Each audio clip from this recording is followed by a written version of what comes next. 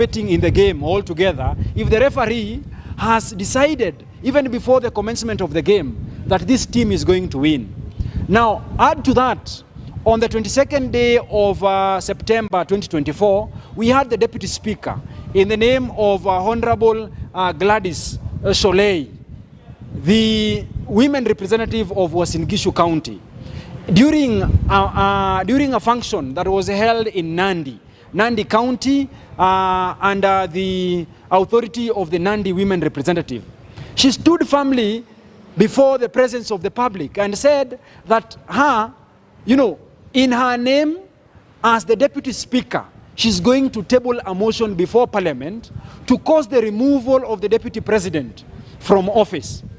Now, the Deputy Speaker of the National Assembly and the Speaker of the National Assembly have since told us, as members of the public, that they are in support of a motion which is going to be tabled by the Deputy Speaker. And they are going to ensure that the Honorable His Excellency Rigathi Gachagua is going to be removed from office through the process of impeachment. So you then want to ask yourself here and now, then what is the import of subjecting the Deputy President Rigathi Gachagua to a constitutional process that is going to lead to his removal from office, if the people who are supposed to be the arbiter, the referees of the process, have already decided his fate? So those are some of the constitutional questions that we are asking the court.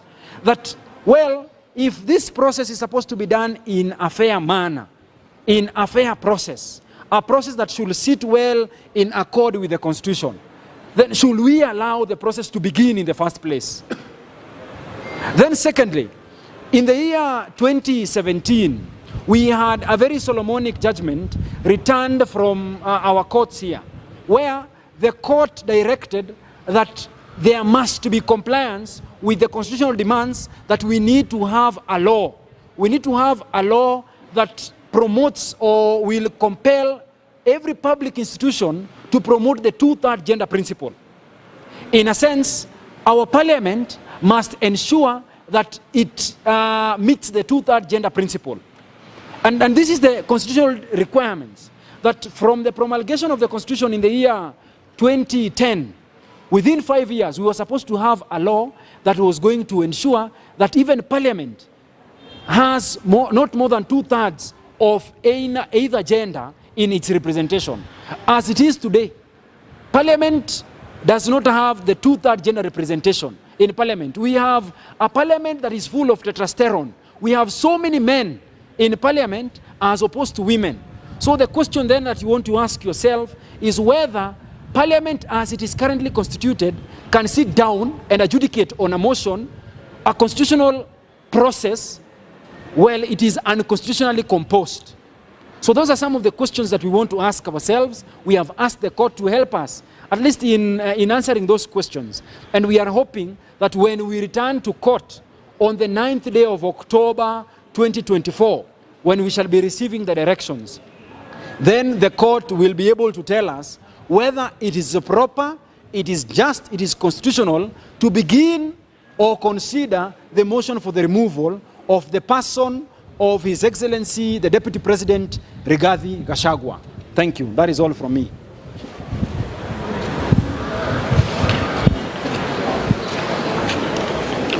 Thank you, members of the Fourth Estate. As I align myself with my senior sentiments, that indeed the state wants to take up a constitutional process to impeach the Deputy President. But at the very same instance, the state is neglecting serious constitutional gaps in our parliament, in our law, from the issue of parliament not even being properly constituted in terms of the two-third gender rule, and also the matter of public participation when it comes to the impeachment of state officers, because they are the products of the principles of the Constitution. So we are greatly troubled as to this process the state wants to undertake, and it's our position that they should first clean their house and ensure that even their own operations align to the Constitution before seeking to employ other constitutional measures against elected representatives of Kenya. So we we are on board to protect the Constitution at whatever cost. And we will not rest until the Constitution is respected and upheld. Thank you.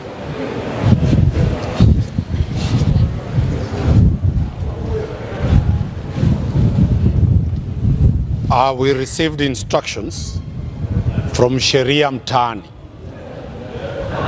a civil organization entity that defends the Constitution, constitutionalism, and the rule of law,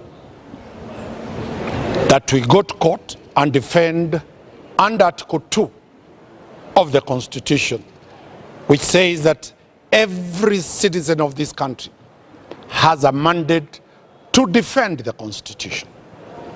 We filed a petition before the Constitutional Division of the High Court, where we have raised serious issues. First, there are grounds that the Deputy President has violated the Constitution by promoting ethnicity.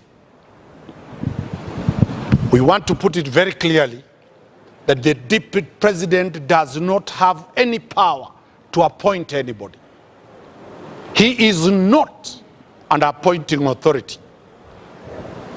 All the cabinet, all the 51 or 52 PSs, and you know, are very passionate that I had filed a matter that out of the 52 or 53 PSs, there is none from the Kisii community. That is the role of the president. So anybody trying to say that Rigiji has appointed anybody based on ethnicity, the Deputy President does not have any power at all to appoint even a cleaner. Two, we have gone to court based on the utterances done by the Deputy Speaker. One, Gladys Boss Sholei, armed with a crude weapon, a bakora, a rungu, she uttered utterances to the effect that she will ensure she will throw out Rigiji from office. The police have not arrested her because she was armed with crude weapons. Two, she has confessed that whether Parliament votes and Rigiji survives, she will declare Rigiji the loser. Remember, voting in Parliament is by acclamation. It is the Speaker who hears the noise and decides which is loud. So, will Rigiji pretend to get justice before that Deputy Speaker? Definitely not. The Speaker himself does not vote when voting is going to be done. He has already said he is in sync with the people who want to vote out Rigiji. So, our position, and that's why we have gone to the court, is that under Article 47 of Fair Administrative Action, under Article 10 of the Constitution, the Deputy President needs to be given a fair platform. And that fair platform cannot be in both houses of Parliament. The third issue we are raising is that this matter is in court. Any discussing of this matter before Parliament will go against the rule of sub judice. This is a matter live before the court. In the morning, one petition was filed. We have filed another petition. Others are likely to be filed. That by itself, under the common law principle, is it invokes the principle of sub judice. This is the same question that we raised in the Governor Kawira's matter in Meru, that the matter before Senate was sub judice. And Senate went ahead with impunity and impeached Governor Kawira, the High Court stopped that impeachment because that matter is sub judice. We expect that because we have already served the speakers, they will not allow the motion to be tabled. And if it is tabled, it offends the requirement of sub judice. Fourth, we have also raised a very fundamental question on who is the mover of this motion.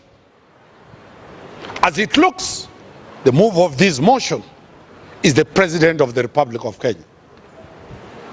Does he have the power that was settled in the BBI case, that the head of state cannot move a motion? It can only be moved by a member of parliament. So we will be raising that question, and we have raised it that the head of state cannot sponsor an impeachment motion against his deputy. Lastly, the Wajir decision of impeachment of the governor, the decision of PJ, Justice PJ Otieno, demands that any impeachment motion must be presented before members of the public for public participation. So if they defy and table the motion tomorrow, that motion must be brought to the Kenyans, and the Kenyans will have to give their views whether they brought in the deputy president to be impeached or not.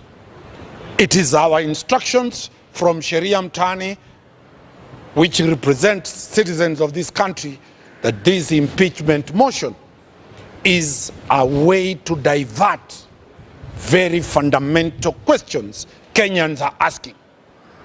Tomorrow, Kenyans are being dragged from NHIF to an entity that Kenyans don't want. That question has not been resolved. The question of Adan and the airports has not been resolved. The question about the funding, the model for funding for students going to university has not been resolved. Those are issues Parliament needs to address instead of being preoccupied with the deputy president's impeachment. So we are put to the nation that the impeachment of His Excellency the Deputy President is a decoy to allow government proceed and sell KICC, sell the Jomo Kenyatta International Airport and others. Kwa hivyo yale tuliyosema kwa Kiswahili ni kwamba masuala tata yameibuka kule bungeni. Kwanza ya kwamba spika na naibu wake wameeleza wazi wazi kwamba watatumia vyeo vyao kunyima haki ule Rigiji, sababu yule deputy speaker akiwa amejiami na rungu, akiwa amejiami na bakora kule Nandi, aliweza kusema kwamba kwa kutumia nafasi yake ataweza kumuondoa Rigiji kitini. Speaker pia ule ambaye ni Wetangula pia amedokeza hayo. Tatu, sababu zilizotolewa kwa kumuondoa Rigiji ni kwamba yeye anaeneza ukabila, na tumeelezea kwamba wale makatibu na mawaziri wote walioteuliwa hakuna hata mmoja Rigiji amemteua. Kwa hivyo tunatarajia mahakama iweze kusikiza hii kesi, na tumeweza kuwapatia ile ilani, na tunatarajia ifikapo tarehe 9 mwezi wa 10 tutaweza kupata hukumu, tukingojea ile public participation ambayo lazima ifanywe na tuweze kupata orodha ya wale walioidhinisha kule kuondolewa kwa Rigiji katika kiti chake cha naibu wa rais. Asanteni. You have gotten the... Now, members of the fourth estate, thank you. We have filed a constitutional petition before my Lord Justice Chacha Mwita, seeking to stop the tabling or the consideration of